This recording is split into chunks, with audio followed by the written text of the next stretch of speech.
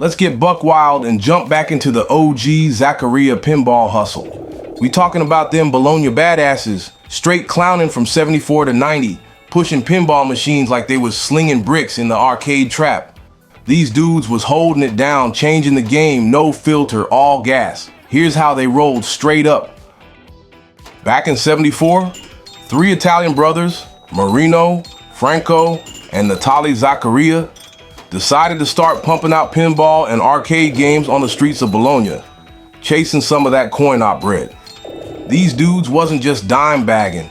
They built a whole factory that slapped harder than yo mama at a candy store, greasing them machines that had folks hyped. By their peak, Zaccaria was the third biggest pinball crew in the world, sitting pretty behind Bally and Williams, holding it down like top pimps. Their logo? Nah, they weren't sleeping, dog. That's just them initials because they all had the same daddy, which was fairly common at the time.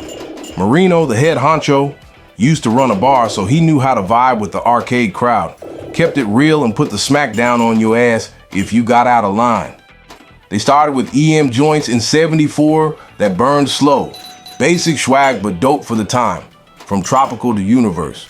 These tables were straight up old school, clanky and raw, but they got the job done and kept the coin hoppers lubed and juiced, built for bars and arcades where cats be lighting up and flipping the bird. Then came the late 70s, when they had enough of them dingling machines and started tripping with solid state tech. The pinball world was getting a glow up, and Zaccaria wasn't about to get left in the back seat like yo mama at a drive-in. By 78, they started ditching them old relays for microprocessors, circuit boards, and digital displays. You know, like computers and shit. Their first solid state joint was Winter Sports in 78, which sounds like some budget Olympics, but still strutted them asses hard, followed by heavy hitters like Strike and House of Diamonds. These tables were a whole new beast, faster, flashier, and sound effects that made your ears ring like a stray bullet in Chi-Town. Solid state meant they could program complex rules, add multi-ball, and throw in speech boards that talked smack like your mama at McDonald's. Zaccaria leaned in hard, dropping killers like Fire Mountain and Chief Running Water, which had players wilding out with their new school vibes. They wasn't scared to get wild neither. Check Pinball Champ 82. That joint had speech, plus a mini play field for extra shots, which was straight up futuristic for the time. Then they hit with Time Machine in 83, a banger that lets you switch playfields to change the whole damn game, like you swapping genders without your mama's permission.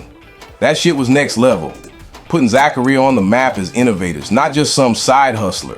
Them tables had this raw Italian swagger, fast plays, and them hungry ass outlanes that'd snatch your balls from underneath your ass if you wasn't on point. Farfalla, that's butterfly or bitches in Italian, was a vibe with its sexy art and smooth shots, while Soccer Kings had dogs taking dives for penalty shots, just like in a real match. Zaccaria wasn't just about pinball neither. They was dipping into video arcade games, licensing shit like Jack Rabbit and Laser Battle, and even cooking their own titles. They was trying to be a one-stop shop for arcade owners like, yo, we got tables, we got screens, what you need?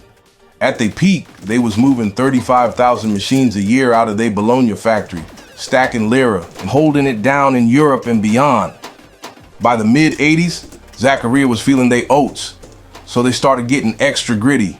They peeped the game was changing, video games was taking over, and pinball needed a new flex.